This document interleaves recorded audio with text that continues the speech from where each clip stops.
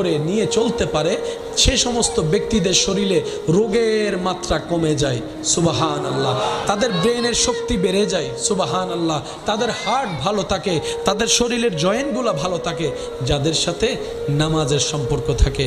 ওই যে রব্বুল আলামিন বলেছে ইন্নাস সালাতা তানহা আনিল ফাহশায়ে ওয়াল মুনকার। তাই রবের কাছে সবসময় ফরিয়াদ করবেন, আল্লাহ নামাজ তো আমরা পড়তেও জানি না, আমরা শুধু অঙ্গভঙ্গিটা করতে জানি, তাও সঠিকভাবে আমরা কেউ করতে জানি না।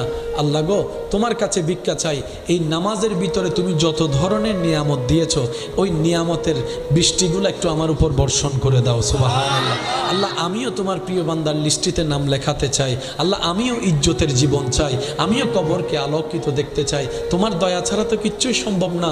আল্লাহ আমি চেষ্টা করছি তোমার ইবাদত করার, আমি যেভাবে ইবাদত করলে তুমি খুশি হবা আমাকে তুমি দয়া করে নিজ গুণে সেভাবে ইবাদত করার সুযোগ করে দাও।